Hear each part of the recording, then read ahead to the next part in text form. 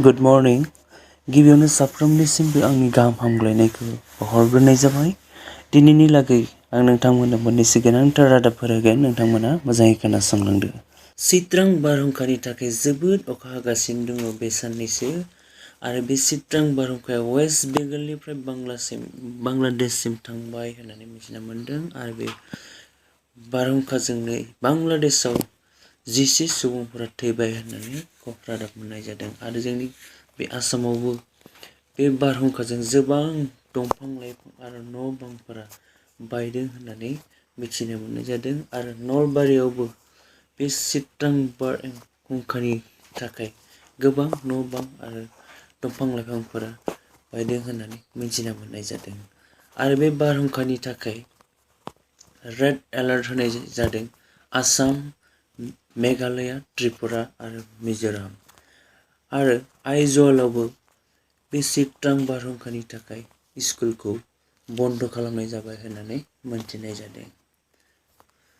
मैया शिबसागराव फुंनि समाव सासे गथ'आ गोग्लैना थानाय इलेक्ट्रिक तारखौ दांना लानानै थैयो आरो बिथांनि मुङा अनिल कवाला आरो सासे गथ'आ जखम जायो आरो बिथांनि मुङा देबजित मुन्डामोन। हेल्थ डिपार्टमेन्टनि एग्जामखौ दानो खालामथ'आ होननानै बिथां हिमन्त बिश्व शर्मा बिथाङा बुंदों। बगिबिल दालांनि सायावबो मैया गारि एक्सिडेन्ट जादों आरो बे एक्सिडेन्ट जानायाव सासे सुबुङा जिउ गोमायो आरो गोबाङानो थैदों होननानै मिथिनाय जादों आरो बेयो बहानिमोन बिसोर मानसिफोरा बेखौ दासिमबो मिथिनाय जायाखै। उत्तर प्रदेशआव सासे डक्टरा दियानि दुखानखौ गासैखौबो सिलिंखार खालामना सिफायजोबदों होननानै मिथिनो मोननाय जादों आरो बे डक्टरा सासे बारग' IAS अफिसारनि फिसाजोमोन होननानै मिथिदों आरो बेयो ट्रेफिक जाम जानायनि थाखायनो बे दुखानफोरखौ सिफायजोबदों होननानै रादाब मोननाय जादों। दालिदाव सानै हौवा हिन्जाव आरो सासे गथ' फिसाखौ बुथारदों आरो सानै गथ'फोरखौ जोखोम खालामदों। बेखौ सोर खालामदों दासिमबो मिथिनानै मोनाखै होननानै मिथिनाय जादों। सासे सिनियर अफिसारा सासे आदिबासि ख्रिस्टियानखौ छत्तीसगढ़आव सोबादों। बे जाथाया जादोंमोन। बे ख्रिस्टियाननि एगेन्स्टै सासे सुबुङा FIR होदोंमोन आरो बे ख्रिस्टियानानो पुलिस अफिसारनियाव थांनानै सोंहैनाय समावनो बे पुलिस अफिसारा बिथांखौ सोबादों होननानै मिथिनानै मोननाय जादों। आन्ध्र प्रदेशआव दिवालीनि बम गावनायजोंनो 500सो सुबुंफोरा थैनायनि केसेसफोर मोनथिनाय जादों। रान्चियावबो दिवालीनि केन्डेल सावबाय थानानै बासआ खामनानै बासनि ड्राइभार आरो बिनि हेल्पारा बास सिङावनो खामनानै थैयो होननानै मिथिनानै मोननाय जादों। आफ्रिकानि उगान्डा होननाय दाबसे जायगायाव मोनसे खाना स्कुला अर खामनानै 10 सुबुंफोरा जिउ गोमानांदों होननानै रादाब मोननाय जादों।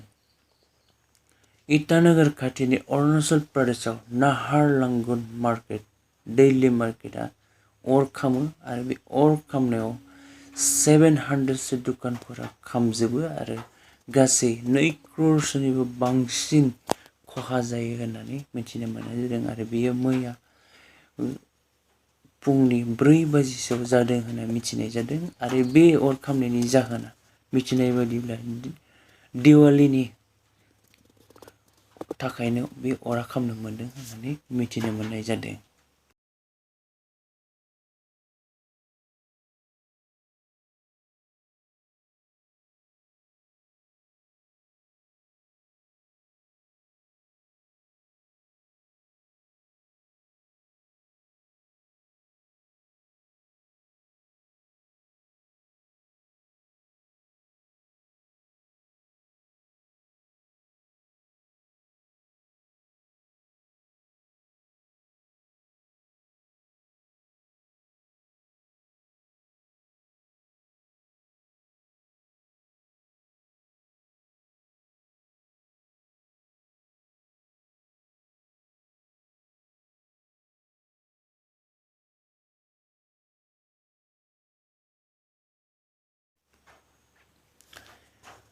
US आवबो सासे सुबुङा मोनसे हाइ स्कुलाव थांनानै गुलि गावग्लुंहैदों आरो बे गावनायाव सासे फोरोंगिरि आरो सासे हिन्जावसाया जिउ गोमानाङो आरो गोबां सुबुंफोरनि बिथाङा गावथारजोबगोन होननानै वार्निं होदोंमोन आरो उनाव पुलिसा बेखौ गावथारफैयो। दिनैनि रादाबा एसेनोसै। भिडिअखौ मोजां मोनब्ला अन्नानै लाइक खालामदो, शेयारबो खालामदो आरो साबस्क्राइब खालामनो दाबाव। गोजोन्थों।